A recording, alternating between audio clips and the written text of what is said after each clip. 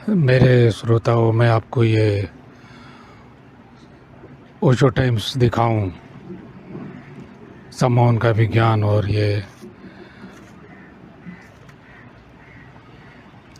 तीसरी आँख का रहस्य के बारे में ये सब दिखाऊं तो आपका और भी पढ़ूं अंश निकाल के कम समय में सारांश की बात मैं आपको खुद ही बता देता हूं। जॉर्ज गुजरिएफ ने एक मोम का पुतला बनाया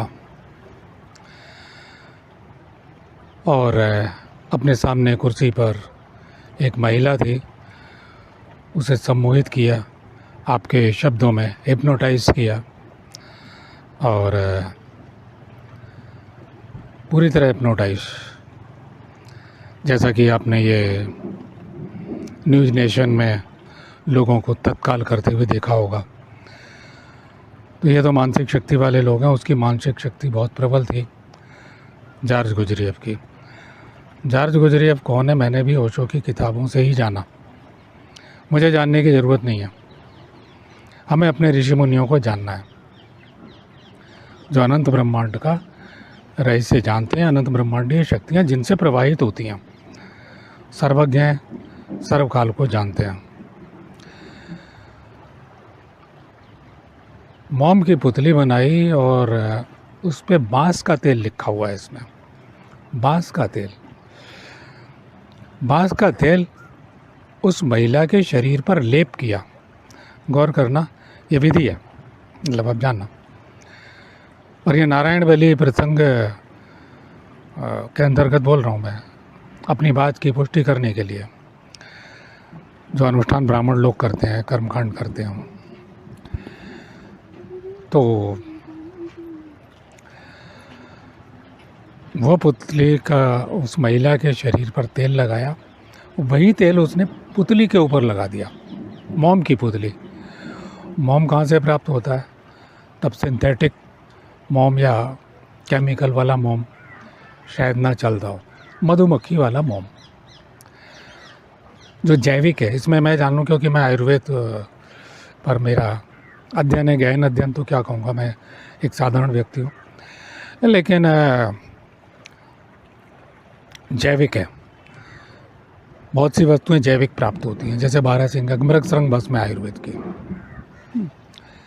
तो खैर, जैविक यानी मधुमक्खियों की चेतना का अंश उस मोम के अंदर है।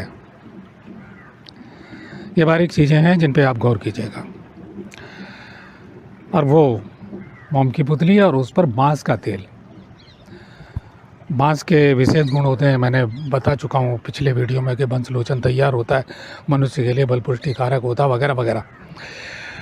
अब इसके बाद में वो क्या करता है, जब वो हिप्नोटाइज हो जाती है, पुतली दूर है, महिला यहाँ है, वो महिला के शरीर में पिन चुभाता है। महिला दर्द से चिल्लाने लगती है। वो और गहरे दूसरे स्थान पर, फेफड़े पे, कंधे पे, जहाँ जहाँ वो चुभाता है, वहाँ वहाँ वो औरत दर्द महसूस करती है। अब औरत पे क्या किया गया? तेल लगाया हुआ। यानी उस मूर्ति से उस महिला के शरीर का संबंध, मन का संबंध, संपूर्णता का संबंध जोड़ दिया गया है। अगर वो पुतली और दूर ले जाए, 1 किलोमीटर दूर ले जाए, 10 किलोमीटर दूर ले जाए, 20 किलोमीटर, 1000 किलोमीटर दूर भी ले जाए, ये उसमें, वो तो उसने उसी कमरे में प्रयोग किया, एक सिरे पे। लेकिन अगर इतनी दूर भी ले जाए तो वो पुतला काम करेगा। हमारे तंत्र शास्त्र में बबूल के कांटे का प्रयोग है चुभाने के लिए, मिट्टी की मूर्ति में, जो मैंने अभी दिखाई। तो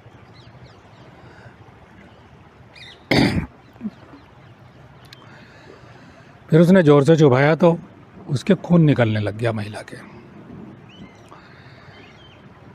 अब मेरा कहने का उद्देश्य क्या है? ये जितने गुरु हैं, नाम क्या लेता रहा हूँ, और बहुत सारे लोगों को चोट लगती है। अब कोई, मैं तो ज़मीन पर खड़ा हुआ एक मामूली आदमी हूँ, तो मैं तो बोल ही सकता हूँ। गुरु लोग होते हैं, आचार्य, जिन्हें अपनी इमेज की चिंता हो कि मुझे लोग क्या कहेंगे। तो मुझे तो है नहीं कि वो जो संबंध है पुतली का, तो वो आप इस लोक में हैं। आपकी आँखें, आपके होठ, आपका बॉडी फिगर, यानी कि ज़िंदगी का पूर्व हिस्सा, बाल्यावस्था, किशोर अवस्था तक आपको अपने माता पिता से मिली हुई है। आपके संस्कार वहाँ से धीरे धीरे आप बड़े होते हैं तो आपके पूर्व जन्म के संस्कार सक्रिय होते हैं। किसी किसी के संस्कार बचपन से ही जागृत हो जाते हैं। आप तंत्र मंत्र योग आदि की साधनाएं करना चाहते हैं और वो हिस्सा जा चुका आपके पिता का, आपकी माता जी का, तो आप नीचे हैं, संचालित हैं।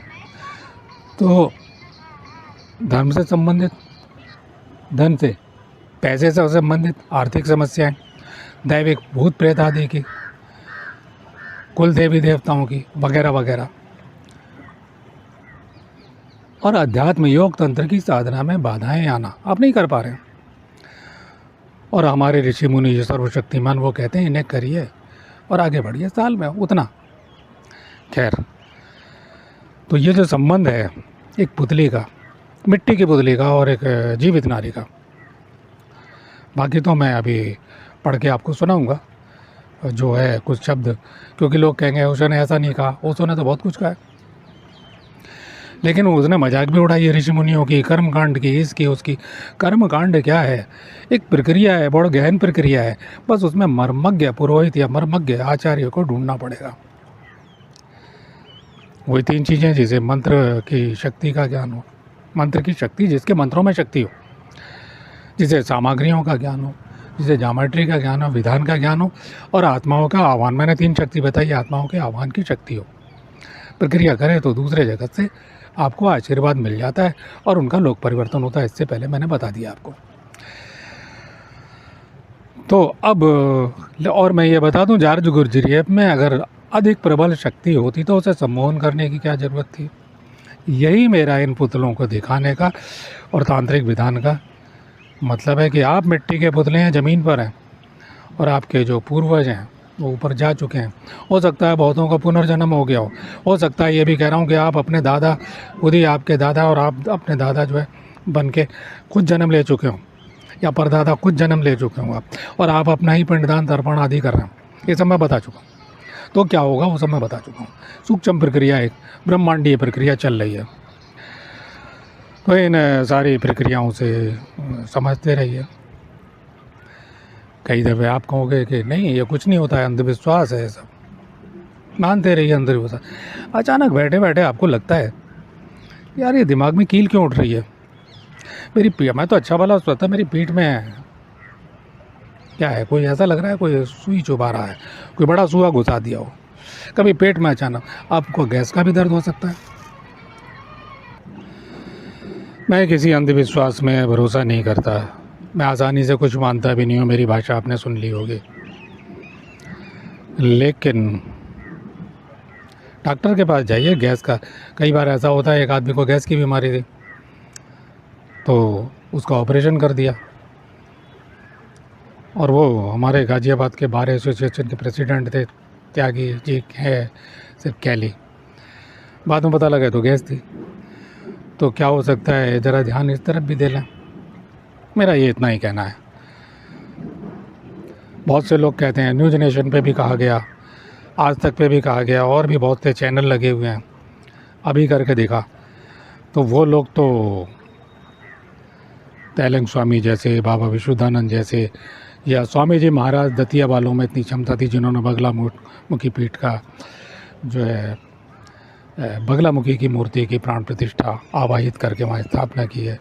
और कुछ सक्षम लोग थे, मेरे परदादा गुरु तंत्र मार्ग वाले, वो पंडित गोपीनाथ जी या शर्मा जी में भी बहुत सी क्षमताएं थी। तो क्योंकि वो अंत में ज्ञान योग में यानी सांख्य योग में प्रवेश करके, अंत लक्ष्य क्या है, हमारे ऋषि कहते हैं धर्म अर्थ काम मोक्ष, विघ्न बाधाएं आती हैं तो उन्हें सम्मान सहित दूर करते हुए आगे बढ़िए, गलत को गलत कहिए। गीता तो कहती है अर्जुन ये गलत है, अगर तू इन्हें नहीं मारेगा तो ये तुझे मार देंगे। और तुझे डरा हुआ समझेंगे, कायर समझेंगे। तटस्थ भाव से, बिना किसी लाभ हानि मोह माया के, ये तेरा कर्तव्य कर्म है, तेरा लेना देना नहीं है। तो अब सोचना विचारना, तो वो जो अगर ये संबंध इतना हो सकता है तो आप तो नीचे हैं, वो ऊपर है। अति सूक्ष्म में आप सांस ले रहे हो, वो वहाँ स्थित है। तो उनका उद्धार केवल ये कह करके, एक गुरु है, मैं बताता हूँ आपको। एक गुरु है, अपने वो जिंदा है, उनके शिष्य मर गए। तो क्या ये मान लें कि केवल वो स्मृतियाँ हैं? उसने भरोसा किया आपकी तन मन धन से सेवा की शिष्य ने, उसे कम से कम इतना वरदान तो दे देना चाहिए।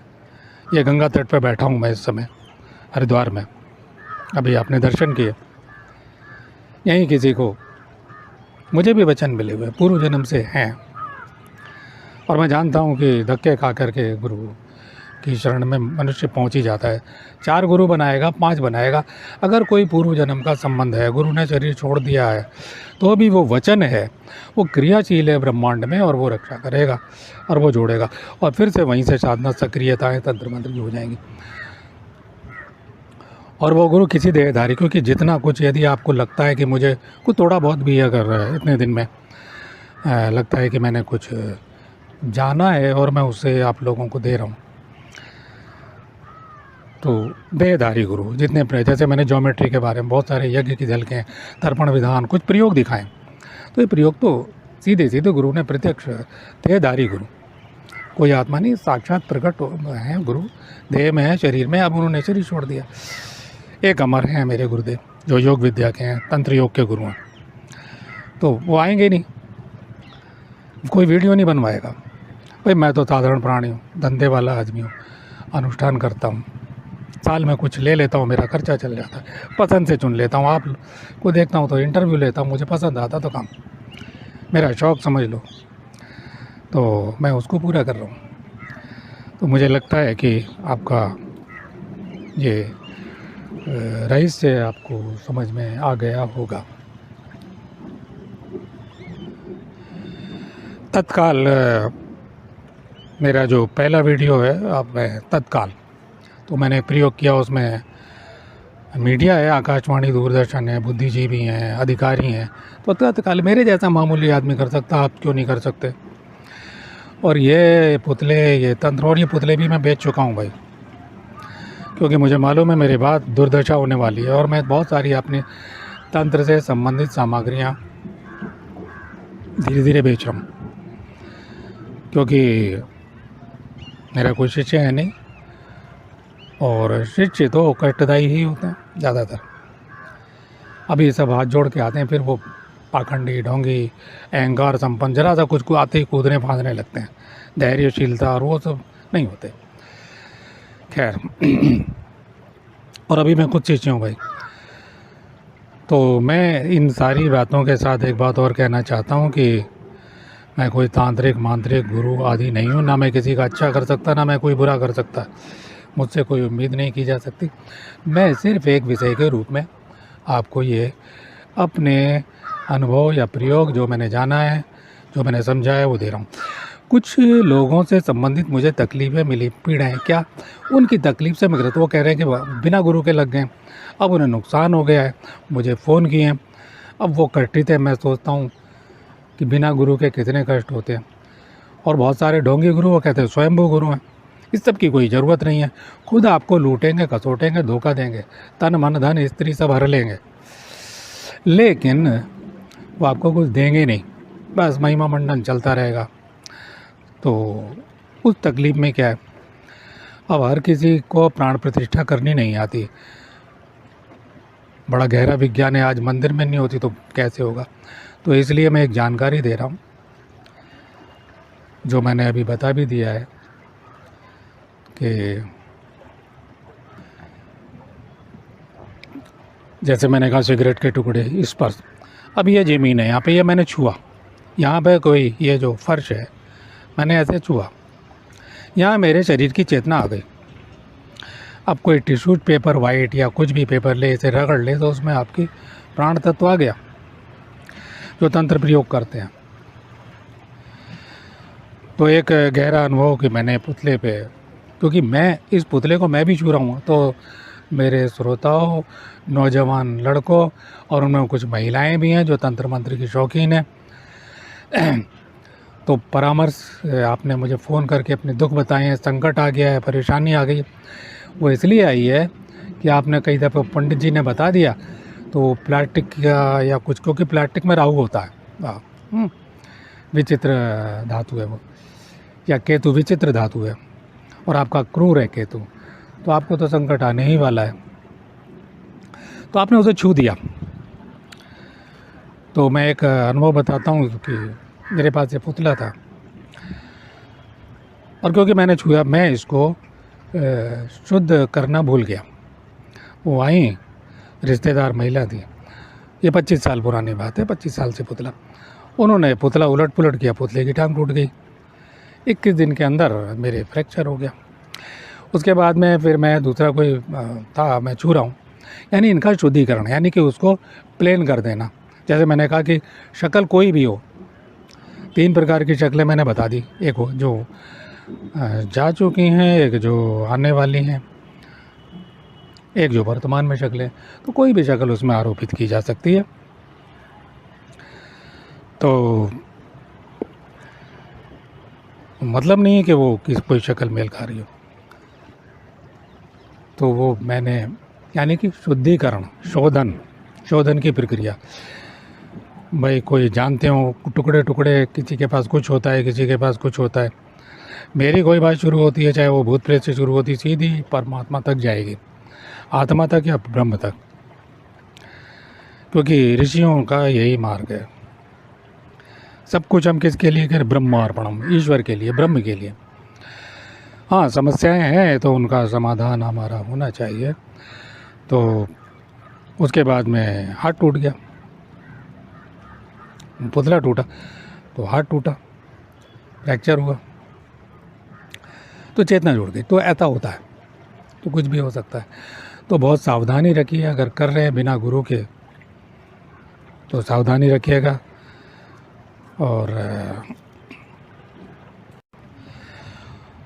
जिन्होंने मुझे लगातार सुना है वो जानते हैं कि मैं हमेशा कहता हूँ कि कवच पाठ आदि हैं, चाहे वह कवच पाठ सांसों और धड़कनों पे हो रहा हो, तत्व के अंतर्गत एक शिव का बाहर साकार रूप है जो हम करते हैं, एक अव्यक्त सनातन रूप है, क्योंकि सारे रूप ही शिव के हैं, शिव के अतिरिक्त कुछ है ही नहीं, अर्थात ब्रह्म के अतिरिक्त कुछ है ही नहीं। और मैं अनेक बार कह चुका हूँ। तो तंत्र का कोई भी प्रयोग, क्योंकि हम दूसरे पर प्रयोग करते हैं, उससे पहले खुद की सुरक्षा, खुद की सावधानियाँ बहुत ज़रूरी हैं। और मैं फिर कहूँगा बिना गुरु नहीं। हाँ, इतना मुझे आश्वासन मैं आपको देता हूँ कि बहुत से लोगों के फ़ोन, बहुत से लोगों की तकलीफ़ें, तो इससे मन तकलीफ़ में आता है कि यार संसार, हमने तो चलो हमारी ज़िंदगी जा चुकी है, इतनी बिता ली, लेकिन ये जो अपनी अपनी तकलीफ़ें कहते हैं, मैं लगता है मुझसे उम्मीदें करते हैं, मैं नहीं कर सकता भाई, मैं अपने लिए आया हूँ, अपना उद्धार कर लूँगा, वही बहुत है। लेकिन मैं जो कुछ है, और मैं अब मन बना चुका हूँ कि मानसिक शक्ति वालों ने आपको प्रभावित करके, झूठे शक्तिपात करके जो ये गुरु बन जाते हैं लोग, तो आप लोग समझ सकें, खुद मानसिक शक्ति बिना गुरु के कुछ अर्जित कर सकें। तो मैं धीरे धीरे आगे बताऊंगा, जितना बताया जा सकता है। बाकी तो आप मेरी प्रवृत्ति जानते हैं, जो मुझे सुन रहे हैं, मैं बात को रोक लेता हूँ आगे बढ़ने से पहले, क्योंकि अब ठंड पड़ रही है, आगे बढ़ते हैं। और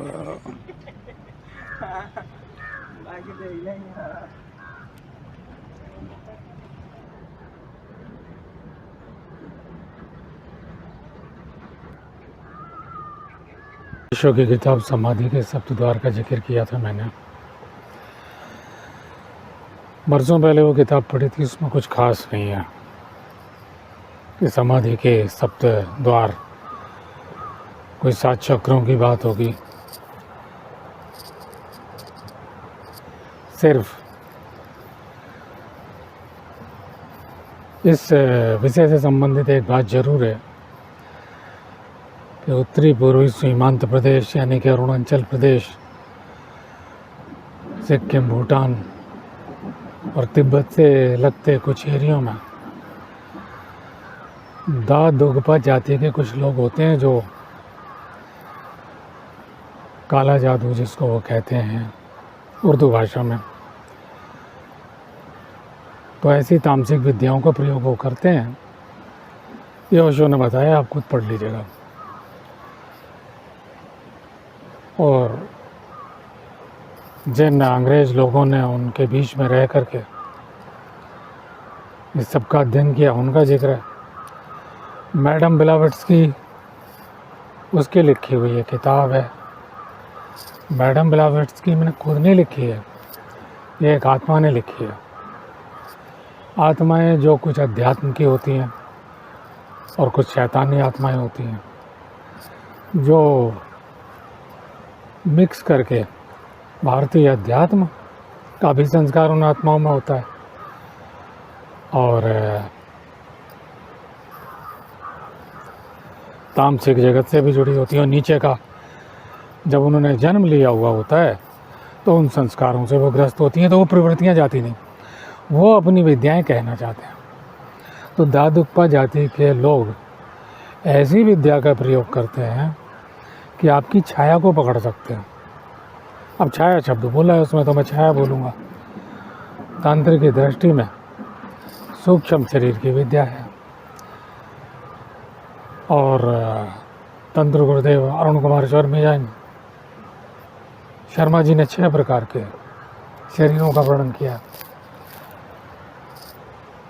और योग शास्त्र में 3 प्रकार के शरीर, स्थूल, सूक्ष्म और कारण। कहीं कहीं महाकारण शरीर की बात होती है। तो सूक्ष्म शरीर अर्थात जो प्रथम स्तर का शरीर है, क्योंकि हम नारायण बलि प्रसंग की बात कर रहे हैं, तो प्रेत शरीर कहा भी गया उसको।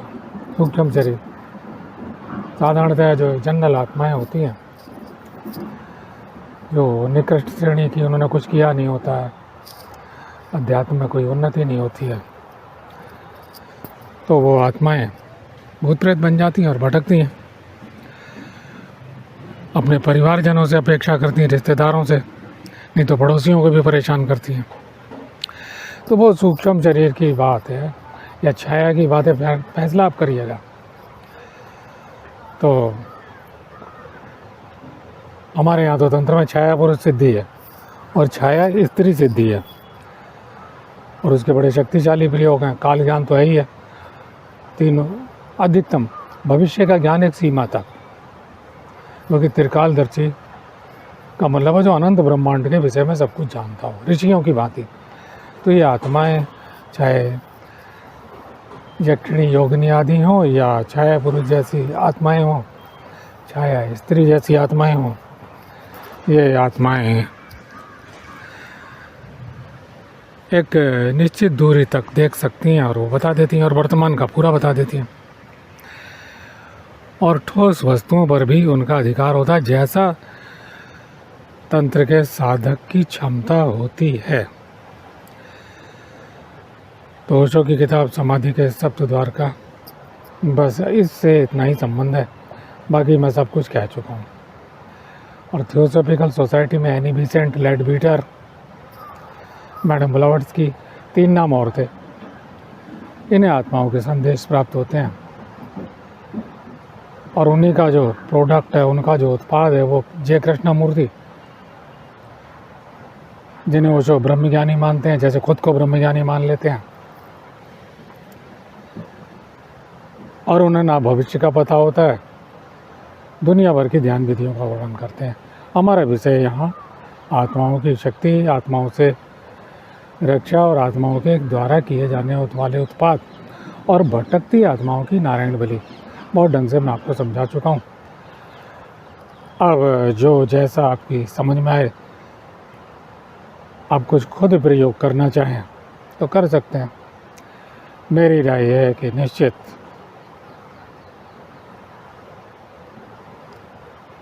समय के अंदर अगर कोई दुष्परिणाम आ रहे हों तो तुरंत किसी विज्ञ की सलाह लें। वो दुप्पा जाति के जो लोग हैं वो आपकी छाया को पकड़ लेते हैं और उसमें वो बीमारियां भेजते हैं, आपको बीमार कर देते हैं, तड़पाते हैं, सुइयाँ छेदते हैं, अंग भंग करते हैं, सताते हैं। और जब उनकी अपेक्षाएं पूरी हो जाती हैं तो वो ठीक भी कर देते हैं। तो ये उस समाधि के सप्त द्वार में वर्णन है और इस तरह की बातें हैं। औपचारिक रूप से कुछ हल्की फुल्की जो हमारे भारतीय योग विद्या की तुलना में कुछ भी नहीं है, वो बातें हैं। जैसे कुरान जो है, जैसे ये लोग मलेच्छ लोग कुरान शरीफ बोलते हैं, तो खुदा के फरिश्ते ने बोली और वो मोहम्मद साहब की पत्नी ने लिख ली, तो कहते हैं वो लिखवाई है, अल्लाह की आवाज़ है। तो इस तरह से मैडम ब्लावत्स्की ने जो लिखवाया गया वो लिख दिया अंग्रेजी में, हिंदी अनुवाद और उसकी व्याख्या ओशो ने की। और उसमें ये आत्माओं का और पुतले का भी बहुत ज़्यादा प्रसंग है। पुतले में पिन चुबाना, परेशान करना, तड़पाना मनुष्य को, ये सब तामसिक बातें उसमें लिखी हैं। और मेरा उद्देश्य क्या है कि यह संबंध पृथ्वी से लेकर सूक्ष्म जगत तक जो मृत आत्माएँ हैं, उनके, आपके परिवारजन हैं, उनके बीच में और आपके बीच में जो रिश्ता है, जिसके लिए ये मनुष्य के संस्कार हैं, मरणोपरांत शुद्धिकरण के 13वीं वर्षी, और जिनके नहीं हुए हैं नारायण बलि, उसके बाद ब्राह्मण भोजन आदि, स्त्री श्रृंगार अर्पण करना आदि, ये सब कुछ है। तो जैसा आपको उचित लगे बताना मेरा काम था। मान्यताएं आपकी अपनी अपनी है। ओम तत्सत। हरिद्वार इसको यहाँ रखना है। कपड़ा कहाँ गया? कपड़ा लेके आए? वो तो ले आओ, कपड़ा ले आओ, जाओ तुम जाओ वहाँ जी। तुम ले आओ, मेरा ले लो।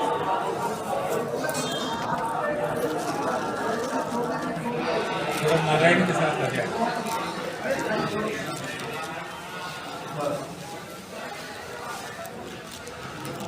लो, ये रखो मूर्ति यहाँ रखो।